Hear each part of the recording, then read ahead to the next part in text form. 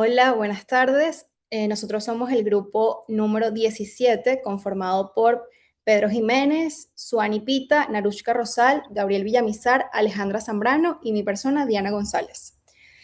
Hoy vamos a hablar acerca del gremio médico y código de deontología. El índice está compuesto por la parte de gremio médico, en donde hablaremos de Academia Nacional de Medicina, Colegio de Médicos, Ley de Medicina, Federación Médica Venezolana, y la parte de deontología médica, en donde hablaremos acerca de bases conceptuales y legales, principios bioéticos, deberes del médico y confraternidad, responsabilidad médica y mala praxis y dilemas éticos. Entonces, gremio médico. Primero vamos a hablar un poco acerca de lo que era la Academia Nacional de Medicina. Esta es una de las instituciones científicas más importantes del país y pilar del desarrollo de la medicina venezolana. Es una corporación oficial, científica y doctrinaria que representa la ciencia médica en Venezuela. Además, está reconocida como una institución de utilidad pública, lo que significa que su labor no solo beneficia al gremio médico, sino a toda la sociedad. Su principal función es promover el conocimiento médico, impulsar la investigación y difundir avances científicos a través de publicaciones especializadas. Para entender su importancia, es necesario hablar un poco acerca de su origen histórico. Sus antecedentes se remontan en el año 1893, cuando se fundó la Sociedad de Médicos de Cirujanos de Caracas. Esta fue creada por médicos destacados como Luis Racetti, Santos Dominici y Francisco Rísquez. El objetivo principal era unificar y profesionalizar la práctica médica, fortalecer la formación científica y fomentar la colaboración entre los médicos. En 1883 se crea entonces la Gaceta Médica de Caracas para divulgar investigaciones y avances médicos en el país. Sin embargo, la sociedad se disolvió en 1899 por dificultades políticas y sociales. Posteriormente se creó entonces el Colegio de Médicos de Venezuela en 1902, pero también tuvo una existencia breve. Finalmente, en 1904, esta organización fue reestructurada y dio origen formal a la Academia Nacional de Medicina. Desde entonces se consolidó como una institución científica oficial y como órgano consultivo del Ejecutivo Nacional en temas de salud. Entre los objetivos principales de la academia se encuentra el estudio de las ciencias biológicas, la patología, la higiene nacional. También fomenta la enseñanza de la deontología médica, es decir, la ética profesional, y cumple una función importante como órgano asesor del Estado. Además, mantiene la divulgación científica mediante publicaciones médicas, siendo la Gaceta Médica de Caracas su órgano oficial de difusión. En cuanto a la base legal, algunos artículos relevantes está el artículo 1, que define la corporación oficial científica que representa la ciencia médica nacional, el artículo 3, institución de utilidad pública, el artículo 15, publicación de la Gaceta Médica de Caracas, y el artículo 24, asociaciones médicas con filiales científicas de la academia. La academia no trabaja de forma aislada, sino que forma parte de un sistema médico nacional junto con otras organizaciones importantes. Entre ellas tenemos la Federación Médica Venezolana, que representa gremialmente a los médicos y defiende sus derechos profesionales, y el Colegio de Médicos del Distrito Metropolitano de Caracas, que regula el ejercicio ético de la medicina a nivel regional y cuenta con un tribunal disciplinario. La importancia de la Academia Nacional de Medicina radica en que eleva el nivel científico de la medicina en Venezuela, respalda la práctica médica desde el punto de vista ético y académico, contribuye con políticas públicas de salud y mantiene viva la tradición médica venezolana. Es una institución que une historia, ciencia, ética y compromiso social. En conclusión, se puede decir que la Academia Nacional de Medicina es el máximo referente científico médico del país. Ha sido clave en la evolución de la medicina venezolana desde finales del siglo XIX y continúa desempeñando un papel fundamental en la investigación, la educación médica y la orientación sanitaria nacional. Ahora hablaremos acerca del Colegio de Médicos. Estas son asociaciones profesionales de carácter público que agrupan y representan a los profesionales médicos que se encuentran en una determinada zona geográfica, es decir, en los distintos estados del país. ¿Qué queremos decir con esto? Que en cada estado del país existe un colegio de médicos en el cual los profesionales pueden y deben inscribirse. Estos colegios de médicos van a estar ubicados una estructura descentralizada para garantizar una mayor cercanía y atención más personalizada para las necesidades de las distintas comunidades. Los colegios de médicos se forman por iniciativa de los profesionales médicos que se reúnen y deciden establecer estas asociaciones médico-gremiales. Se van a encargar entonces de la inscripción de los miembros y protegerlos, tanto a sus intereses como la vigilancia y la regulación del correcto ejercicio de la profesión médica de cada uno de ellos. Todos los colegios médicos se van a reunir bajo la tutela de la Federación Médica Venezolana y van a estar regulados por la Ley del Ejercicio de la Medicina. Siguiente. Algunos de los artículos que artículo 54, el artículo 55 y el 56. El artículo 54 principalmente se basa en cómo se constituye un colegio de médicos. Este establece que la ubicación del colegio de médicos, como ya habíamos mencionado anteriormente, debe estar en cada estado o territorio federal y la sede estará en su capital. Los médicos que se encuentran alrededor de esta zona deben inscribirse obligatoriamente a este. ¿Cuáles son los requisitos de su formación? Deben estar integrados por al menos 10 médicos para poder fundar esta organización médico gremial. En el artículo 55 se habla sobre la naturaleza de los colegios de médicos. Estos básicamente son asociaciones profesionales de carácter público. Tienen personalidad jurídica, tienen patrimonio propio y deben registrarse ante los ministerios de salud y de trabajo, lo que les va a otorgar derechos y atribuciones definidos por las leyes. Siguiente. Con respecto a las funciones o los objetivos, estos también están establecidos en la Ley del Ejercicio de la Medicina, en el artículo 56, donde son básicamente 10, pero aquí los quisimos resumir en los siguientes. Número 1, garantizar la ética y la dignificación de la profesión médica, es decir, el Colegio de Médicos se va a encargar de velar el cumplimiento de las normas éticas y del código de deontología que vamos a ver posteriormente, así como garantizar la conducta honorable de los médicos en su vida, tanto pública como privada. Número 2, garantizar la promoción científica y la protección de los intereses de la sociedad. 3, proteger el bienestar gremial. Esto quiere decir que se va a encargar de defender los intereses profesionales, económicos, sociales y gremiales de sus miembros. Así como también gestionar el registro profesional, es decir, va a controlar la inscripción obligatoria de los profesionales y debe mantener actualizado el censo médico, es decir, cuántos profesionales en medicina se han inscrito durante un periodo determinado.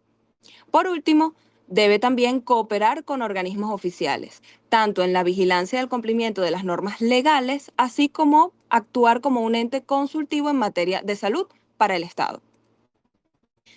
Con respecto a cómo está estructurado un colegio de médicos, este tiene 3 pilares fundamentales: la asamblea, el tribunal disciplinario y la junta directiva.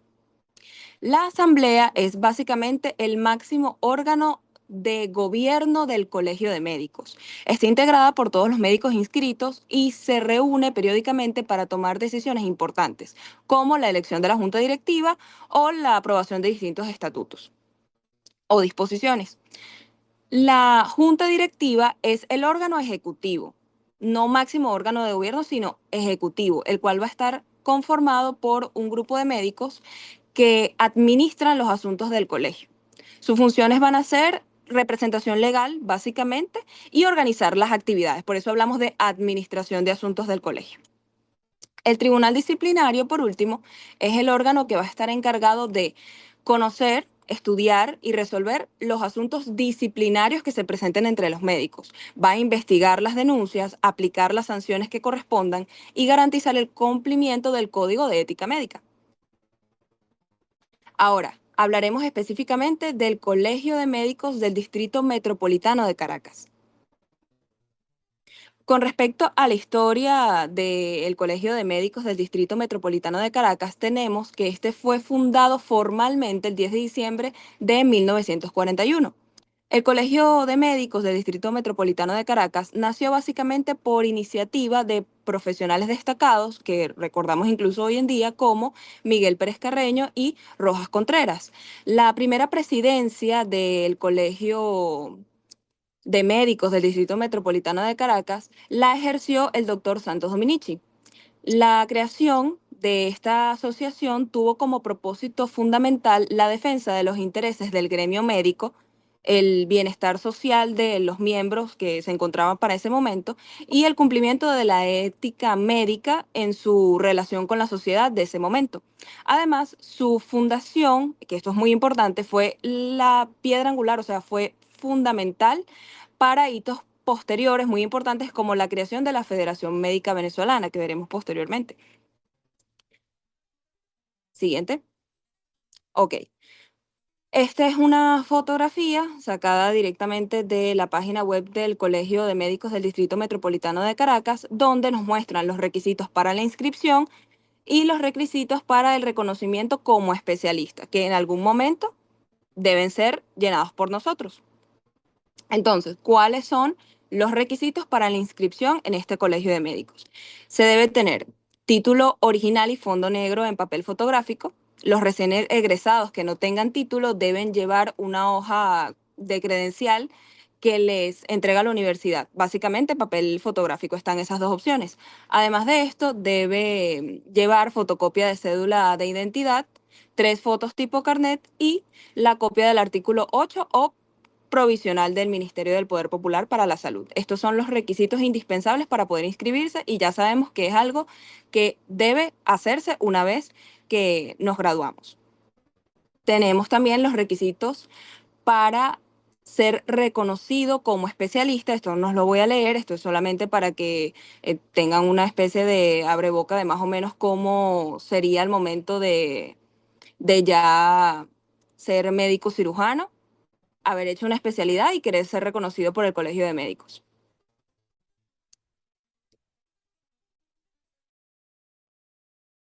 Ok, en cuanto a la Federación Médica Venezolana, primero tenemos que entender qué es la institución gremial de mayor jerarquía en el ámbito médico de Venezuela, fundada el 24 de agosto de 1945, actúa como el organismo cúpula que agrupa a los distintos colegios de médicos de los estados del país.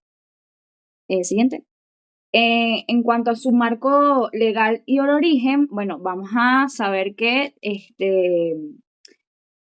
como que su base legal es la ley del ejercicio de la medicina, su creación formal se estableció para velar por el cumplimiento ético y los derechos laborales y la excelencia científica de los profesionales de la salud. Su sede se encuentra en Caracas, específicamente en la urbanización Mercedes de la calle Orinoco. En cuanto a sus antecedentes, bueno, ella evolucionó a partir del Colegio de Médicos de Venezuela, cuya base fue impulsada, como dijo anteriormente mi compañera, por el doctor Luis Racetti a principios del siglo XX. Y en cuanto a su estatus legal, es una corporación de carácter público con personalidad jurídica y propia. Para entender, siguiente por favor. Para entender su pirámide organizativa, no es una entidad aislada, funciona como una confederación, su estructura es jerárquica y se divide en diferentes maneras. Va a tener un comité ejecutivo, que es el brazo administrativo y político, está compuesto por 11 miembros, el presidente, el vicepresidente, el secretario general, entre otros, que representan a la institución ante el Estado y organismos internacionales. En cuanto a su Consejo Nacional, es la autoridad suprema de deliberación, se reúne ordinariamente una vez al año y está integrado por el Comité Ejecutivo y los presidentes de todos los colegios de médicos de los estados. En cuanto a sus colegios de médicos estadales, son las bases. Cada médico en Venezuela, para ejercer legalmente, debe estar inscrito en el colegio del estado donde reside o trabaja.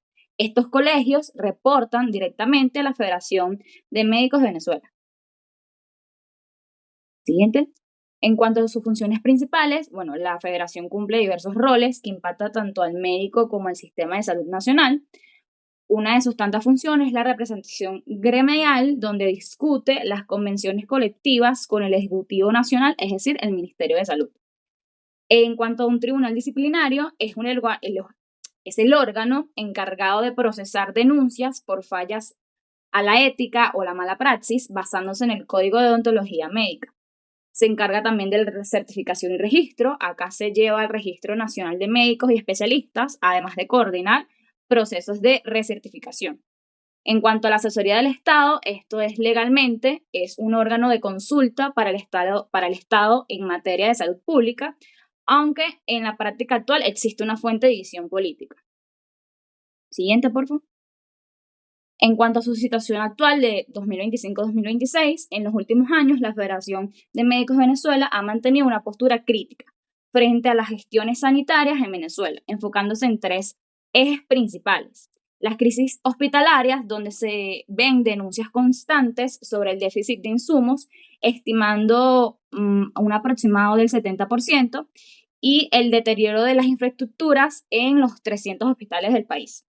En cuanto a la migración médica, la Federación de Médicos de Venezuela estima que más del 42.000 médicos han emigrado de Venezuela debido a las condiciones económicas y laborales que todos ya conocemos y exigencias laborales. Para aproximadamente marzo de 2025, la Federación propuso un salario base inicial de $1.500 para médicos internos, escalando según la especialidad. Siguiente.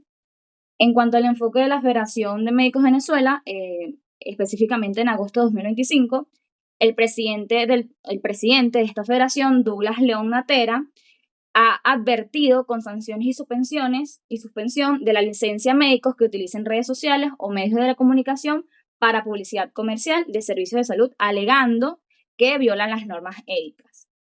Este emitió comunicados advirtiendo sobre sanciones a médicos que utilicen la publicidad comercial engañosa o mercantilista, recordando que el acto médico debe ser un servicio humanitario y no meramente de lucro. En cuanto a los presos políticos médicos, la Federación ha exigido la liberación de médicos detenidos por razones políticas, incluyendo los casos reportados a principios de 2026, como el doctor Jorge Yespica, Pedro Fernández, Juan Torres y Enrique Ferreira.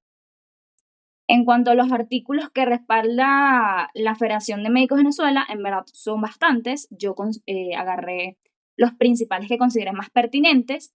Vamos a tener al artículo 68, que habla que la Federación Venezolana está integrada por los colegios de médicos de la República, tiene carácter profesional, gremial y reivindicativo, personería jurídica y patrimonio propio, y su sede estará en la capital de la República. El artículo 69 habla que la Federación Médica Venezolana se regirá por la presente ley, su reglamento, por el estatuto y los reglamentos internos aprobados por la Asamblea. Siguiente.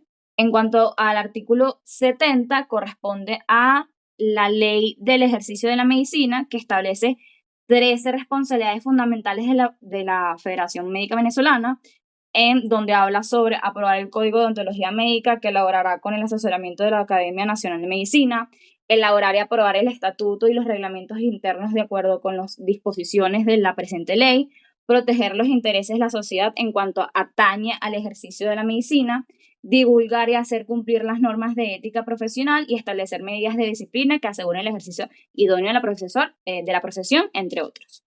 En cuanto al artículo 71, habla sobre que la Academia Nacional de Medicina y la Federación Médica Venezolana recomendarán a las escuelas de medicina de las universidades nacionales que cumplan con programas de investigación y aprendizaje de la deontología médica durante la totalidad del ciclo de pregrado.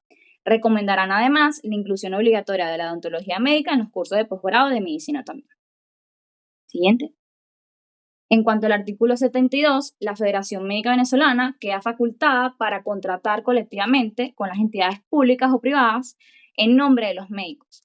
Allí presten servicios en labores asistenciales y, si el carácter de la contratación fuera local, el contrato será firmado por los respectivos colegios de médicos con la aprobación previa de la Federación.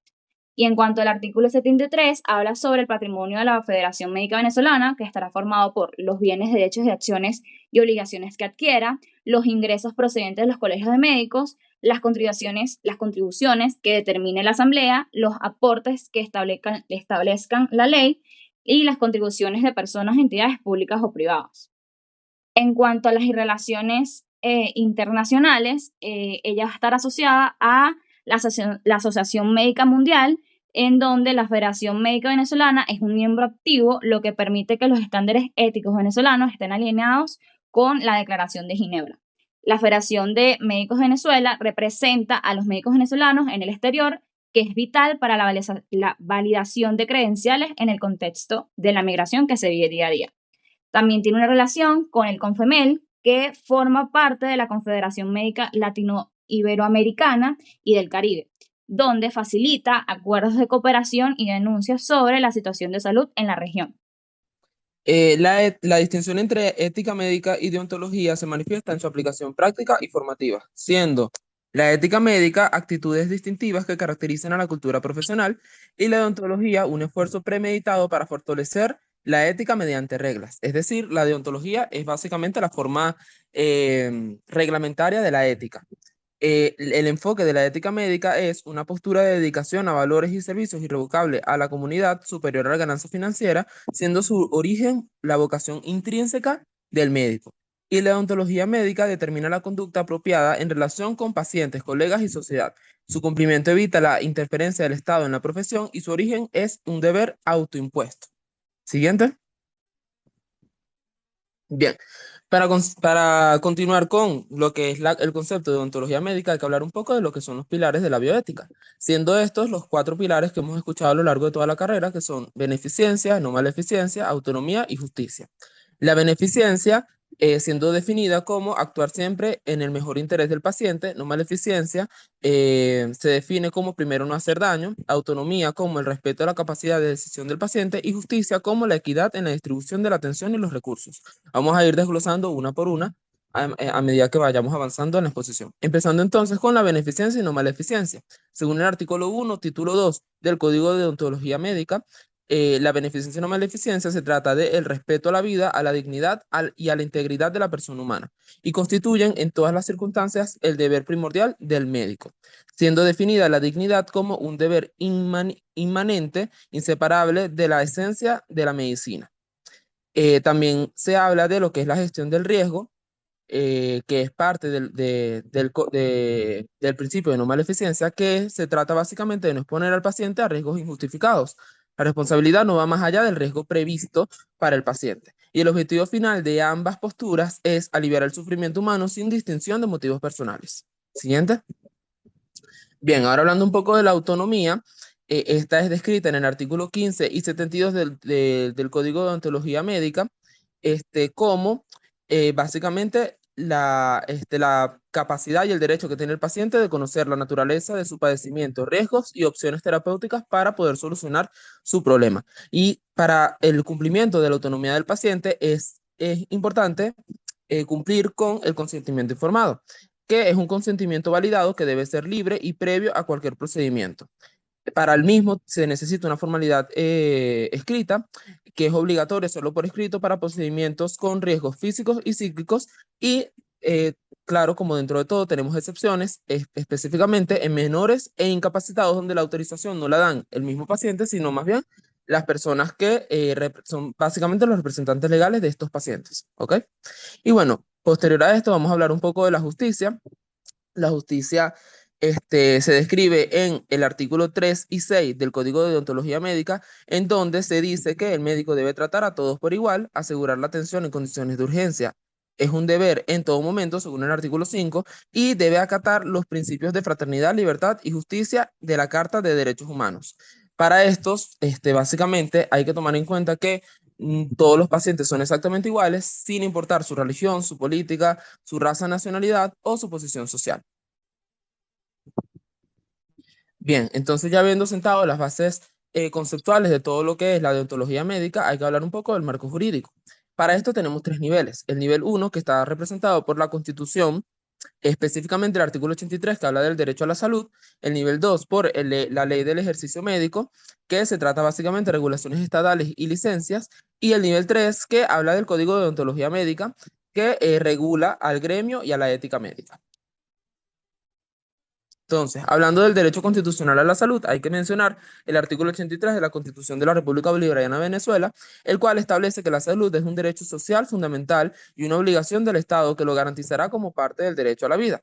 Y la misma tiene implicaciones para el médico, en el cual todas las normas deontológicas y la ley del ejercicio médico se subordina a este mandato constitucional, siendo estas mismas leyes, las del nivel 2 y las del nivel 3, unas subordinaciones de la misma Constitución. Y también tenemos que tener en cuenta que el ejercicio médico es el instrumento operativo mediante el cual se garantiza este derecho humano a la salud. Bien, y ahora para finalizar con esto, vamos a tocar un poco de lo que es la ley del ejercicio médico del Código de Odontología Médica. La ley del ejercicio médico se naturaliza en imposiciones legales externas, es regulada tiene control sobre las licencias, requisitos académicos y límites penales, y su jurisdicción está establecida hacia los tribunales de la República Bolivariana de Venezuela. Mientras que el Código de Odontología Médica establece deberes autoimpuestos por el gremio. Su objetivo es fortalecer la ética y evitar la interferencia del Estado. Su jurisdicción se da en tribunales disciplinarios como los colegios de médicos y las federaciones. Y como autoridad tiene autoridad de aceptación obligatoria para todo médico. Respecto a los deberes de los médicos, el Código de Odontología Médica establece que existen tantos deberes generales como específicos hacia los enfermos, así como también establece cómo debe ser la relación entre colegas, es decir, la confraternidad profesional. Respecto a los deberes generales de los médicos, se considera y siempre se debe tener en cuenta que la medicina es una vocación de servicio. El artículo 1 de este código establece que el deber máximo del médico es el respeto a la vida, a la integridad del paciente y al fomento de la salud como bienestar social. Otros puntos importantes que se deben tener en cuenta es que, por ejemplo, el humanismo siempre debe prevalecer sobre el comercio. La medicina es una profesión noble, por lo que se prohíbe el lucro desmedido, la dicotomía y la publicidad engañosa de acuerdo a lo establecido por los artículos 19, 20 y 25 de este código. Además, siempre debe haber defensa absoluta de la vida. Se debe respetar de forma total la integridad del paciente y está prohibido de forma estricta la colaboración en torturas, de acuerdo a lo establecido por los artículos 8 y 9 del Código. Otro punto muy importante es que el médico siempre debe asegurar excelencia continua, es decir, la actualización científica es una obligación, ya que el médico está obligado a siempre proporcionar una atención de la mayor calidad y lo más actualizada posible al paciente, ya que la ignorancia es una forma de daño.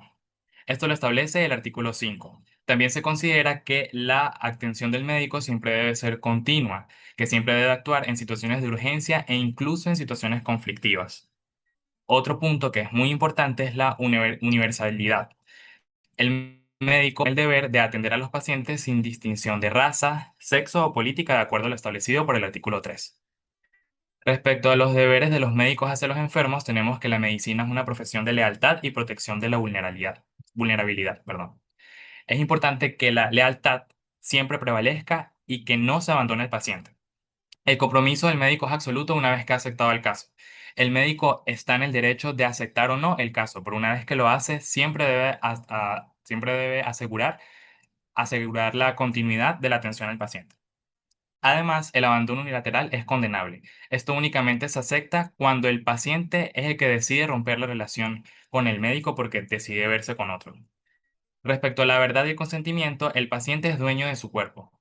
Tiene derecho a conocer su diagnóstico y decidir sobre su cuerpo. Un ejemplo que se menciona en el código es el de la esterilización, que siempre se debe realizar con el consentimiento del paciente y en situaciones de urgencia en las que algunas técnicas reversibles ya no sean viables, aún así siempre se debe informar al paciente y a sus familiares sobre que se va a realizar este procedimiento. Respecto a la protección de los más vulnerables, tenemos que en el caso de los menores, se puede actuar sin permiso en casos de urgencias para salvar las vidas de estos, aunque siempre tenemos que tener en cuenta que se requiere el permiso de los padres de los menores para poder evaluar estos pacientes. Respecto al inicio de la vida, la interrupción del embarazo, de acuerdo a este código, solo se considera con fines terapéuticos y de hecho el médico tiene el derecho de decidir o no si interrumpir el embarazo de acuerdo a sus creencias religiosas.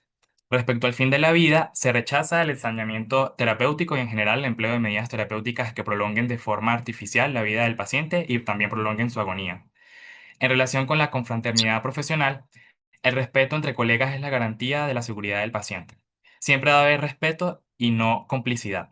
La confraternidad no es una hermandad mafiosa para atrapar errores, sino una unión para defender el prestigio. Esto lo establece el artículo 103 del Código, sin embargo, no se considera ruptura de esta confraternidad cuando un médico denuncia los abusos o daños causados por un colega. También es importante la solidaridad efectiva. Esto hace referencia a que siempre se debe brindar atención gratuita a colegas y a familia inmediata, y se debe colaborar sin intrusismo. Eso de acuerdo a lo establecido en los artículos 103 y 105. Respecto al protocolo y la cortesía, se tiene que las referencias y contrarreferencias siempre deben realizarse por escrito y en sobre cerrado, según lo establecido por el artículo 110, y que está prohibido desacreditar a colegas o hacerse eco de rumores de forma no justificada, de acuerdo a lo establecido por el artículo 104. Seguimos con la responsabilidad médica, donde tenemos que es la obligación jurídica que tienen todos los médicos de responder por los daños ocasionados en el ejercicio de su profesión. En Venezuela, esta no es una interpretación subjetiva, sino que emana de un ecosistema legal compuesto por la Constitución Nacional, el Código Civil, el Código Penal, la Ley del Ejercicio de la Medicina y el Código de Deontología Médica. Siguiente. Seguimos con los tipos de responsabilidad médica. Tenemos la responsabilidad civil, que se basa en la compensación del daño. Implica el pago de indemnizaciones por daños materiales o morales según el artículo 1185 del Código Civil. La responsabilidad penal, que deriva de acciones que constituyen delitos como el homicidio culposo o las lesiones. El médico puede enfrentar penas de prisión e inhabilitación del ejercicio profesional, según el artículo 409 y 420 del Código Penal. Y por último tenemos la responsabilidad administrativa, donde expresa sanciones impuestas por el el Colegio de Médicos o el Ministerio del Poder Popular para la Salud, que van desde amonestaciones hasta la suspensión del registro sanitario. Siguiente. Mala praxis. Para que un juez o un tribunal ético dictamine mala praxis, debe demostrar que el médico actuó fuera de la buena práctica médica. Esto ocurre por tres vías. Está la imprudencia, que es la falta a la cautela. Es un actuar precipitado o arriesgado. Un ejemplo práctico de esto puede ser recibir una anestesia general en un consultorio odontológico sin equipo de reanimación. La negligencia, que es la omisión consciente, saber qué se debe hacer y no hacerlo. Un ejemplo es olvidar una gasa dentro de una cavidad abdominal o no leer un reporte de laboratorio crítico. Y la impericia, que es la falta de habilidad o conocimiento técnico, el no saber hacer. Un médico general intentando realizar una cirugía de tórax sin tener la especialización es un buen ejemplo de ello. Siguiente, por favor. Historia clínica. En Venezuela, la historia clínica es el documento ético y legal fundamental. No es solo un registro clínico, es la prueba reina en un juicio de mala praxis. Las consecuencias del incumplimiento llevan a que si un médico no registra el consentimiento informado, cualquier complicación, aunque sea un riesgo inherente, puede ser considerada mala praxis por una violación de la autonomía. Y la alteración del registro, como borrones o añadiduras posteriores, puede derivar un delito de falsedad ideológica.